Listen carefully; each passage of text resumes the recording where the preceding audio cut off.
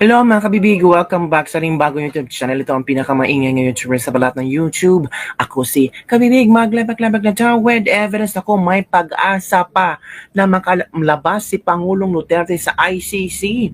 Merong isang interview si Alvin and Tourism kay Attorney Kaufman at sinagot ni Attorney Kaufman ang mga bashers na nagsabi na mag-resign na siya kasi wala siyang nagawa. Dapat na i-give up na niya ang kanyang pagiging lead counsel kay Pangulong Duterte kasi naramdaman ng mga tao na parang wala talagang positibo na nangyayari kay Pangulong Duterte. Nako, sinagot ni Atty. Kaufman lahat ng mga bashers, lahat ng mga katanungan, lahat ng mga kuro-kuro at kung ano ang kanyang standpoint on this matter, mga kabibig. At ang pinakamahalagang sinabi niya, may posibilidad ba na makalabas si Tatay Digong?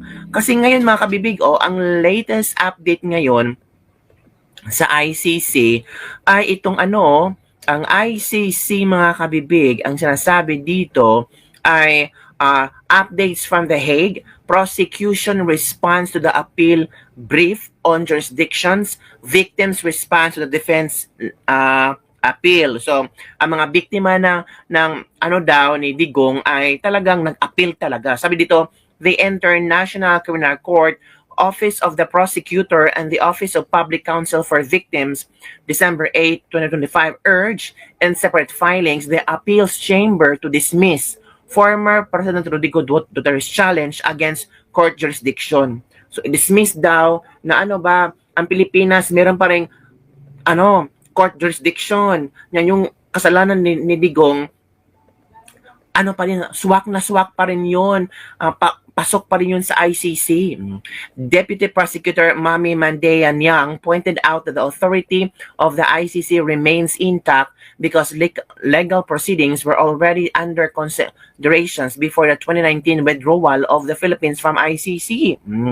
Principal Counsel Paulina Maceda, meanwhile, cited Article 1272 of the Rome Statute to underscore that the withdrawal of the Philippines does not stop the ICC from investigating matters that began while the Philippines was still a member. The principal counsel made mention of the fact that the Philippines voluntarily surrendered. Ito kasi ito yung malakas na pwedeng pang gamitin ng defense team. The fact that the Philippines voluntarily surrendered Mr. Duterte clearly proves that even 6 years after making its formal decision to terminate its membership to the court, to the state, still consider itself to be bound by the statute under Article 1272. So ang Pilipinas talaga ang nagkalolo kay Pangulong Duterte. Ang Marcos Jr. administration, sila ang ibinigay nila si Pangulong Duterte sa ICC. So, alam nyo na kung sino ang ma-blame. Marcos Jr., walang iba mga kabibig. Diba? Pinadakip, pinakidnap, isinakay sa eroplano ang malaking hadlang sa kanila. 'Di ba? So eto si Attorney Kaufman explaining everything para malaman natin, 'di ba? Kulang-kulang naman natin mga information kung wala si Attorney Kaufman. So eto Attorney Kaufman at sinagot niya yung mga bashers niya. Let's listen to this mga kabibig ha. Paano pakinggan natin si Attorney Kaufman sa kanyang mga impormasyon na ibibigay. Let's proceed. Attorney Nicholas Kaufman, good afternoon. How are you today? Good afternoon. I'm well despite the wet and windy conditions here in The Hague. Attorney, how is our former President Rodrigo Duterte? As always, he's in good spirits and very happy to see his legal team. I believe he had a visit earlier from the Vice President herself. Attorney Nick, there's a lot of detractors, especially for you as the lead counsel of the former President, saying that you failed big time with the decision of the appeal chamber. I know you already made a statement about that. Do you want to respond to these detractors of yours? That I failed big time? I think that's a bit of an exaggeration. We do our job. We're lawyers. No one has ever been released, in this court at any rate, for charges of crimes against humanity. If we had managed to release the former president, it would have been a miraculous event. It would have been a great event. And then the Assembly of State Parties, this wonderful conference conference that took place last week in The Hague would have been left without anything to show for the achievements of the court over the last year. Yes, it was a long shot. We did our best, but as I said, it doesn't mean that in the long run we don't have a chance of succeeding, bringing the former president, back home to the Philippines. Attorney Nicholas Kaufman, the medical determination or findings was already shared to the defense team and also to the other parties. Do we have a time frame as to when the determination of the court will be made public? Well, we have a time frame in the short term. We've received these medical evaluations. They are, of course, confidential, so I'm not going to share any of the contents with you. We have to file our observations on those reports by the end of the week, by the 12th. And then the court will obviously determine the procedure, whether or not these medical reports will be litigated or whether or not it will take a decision based on those reports only. Will the court then immediately take action on the motion with respect to the competency of the former president? We don't know yet. That depends on the decision that they give after they've received the observations of the parties. Attorney Nicholas Kaufman, is it correct to assume that all of the other motions submitted remains active with respect to the jurisdictional challenge? Indeed, they do. And today we have received the prosecution's response to our jurisdictional appeal. And that's an interesting response. Once again, I'm not entitled to start litigating the matter in the media, but I believe that there's more to be heard on that matter.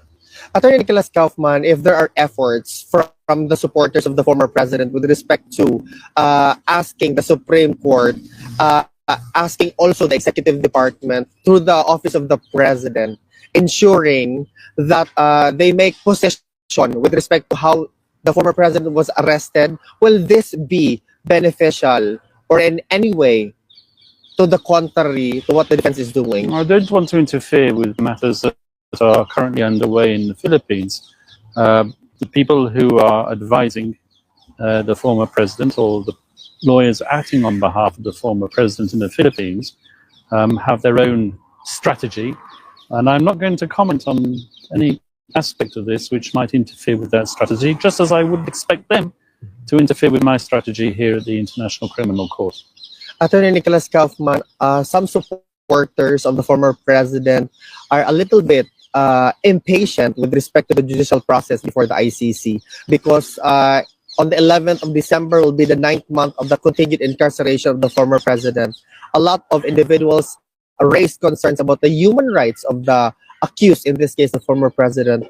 Do you have comment in this matter? Well, what I can say is that in the detention center, the former president is being well looked after. Okay, there's a lot of rumors circulating, and there have been these gross and horrible photographs circulated about the former president. That's not the condition. Yes, he's an old man. His condition is not what it was when he was the president, but he's being taken care of and his condition is being managed. With respect to the amount of time that he's currently been in detention, yes, a considerable amount of time has passed.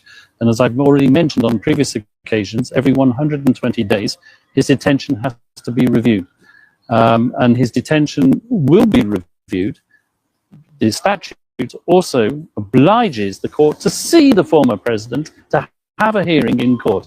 The former president, after we'd advised him, elected not to attend the judgment on the appeals chamber's decision. I think we all know the reason for that now. Yes. As I've told you, some people think that I failed big time.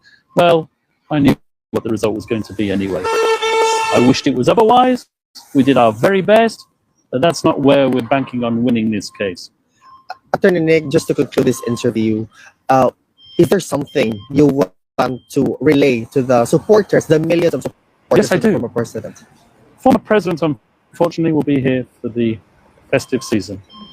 He'll be visited by one of his daughters in the days before Christmas.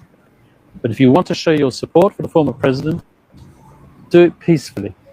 Respect the court, respect the procedures, show your support for him like you showed it on his birthday. Send flowers, send presents. I want to see this whole place covered with flowers. Yes. And letters. And we will tell him. He knows that, and it means a lot to him because it's support. Thank you so much, It's Attorney the Nick. right sort of support. Thank you. Thank you, Attorney. Oh, yun pala ang gustong makitang support ng ng ICC, hindi yung rally, hindi yung mga taong nagsiksikan din sa labas. Ang gustong makita ng ICC na suportahan din ang korte. Gusto na mga flowers daw sa labas, mga letters daw. Baka doon maaawa ang ICC, pero ayaw ng ICC na magkaroon ng rally sa labas ng ICC. Ayaw pala ng ganong estratehiya. Gusto na peaceful. Ipipray na lang nato na wala talaga ako nakitang masandara ngayon, kundi si Jesus na lang talaga.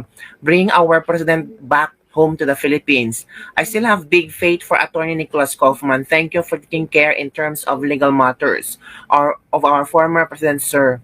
Praying for your good health, Tatay Digong. Uwi ka patay in God's perfect time. Laban po tayo sa lama. Some battles are lost to win a war. I hope and pray we'll see through this and eventually will win it all. Enlightens the defense team and student Tatay Digong. Yun ang mga komento ng ating mga netizen, mga kabibig. Kita yun nainig nyo na sa last part sa last part ha. May tanong dito si ito. Show your support for him like you showed it on his birthday. Send flowers, send presents. I want to see this whole place covered with flowers. Oh. Letters, And we will tell him. He knows that and it means a lot to him because it's support. Yun ha. Thank you so much, It's Attorney the Nick. right sort of support. Alam nyo na Thank you. kung Thank you, ang Attorney. saktong suporta ang ibibigay. Attorney Nicholas Kaufman, good afternoon. How are you? So, yun kabibig, ang isang interview ni Alvin and Tourism kay Attorney Kaufman at doon sinagot niya yung mga nag-bash sa kanya, yung mga nagsabi na kailangan na siyang palitan kasi parang wala siyang nagawa. Alam na pala ni Attorney Kaufman na yun talaga ang mangyayari tungkol sa interim release. At I think alam din ni Pangulong Duterte na hindi siya bibigyan ng interim release. Pero they're trying their best na talagang mag-counterfeit. Doon. Ito pa, ano ang inyong reaction nito mga kabibig? Comment down below and don't forget to like, subscribe, and share this video. May pag-asa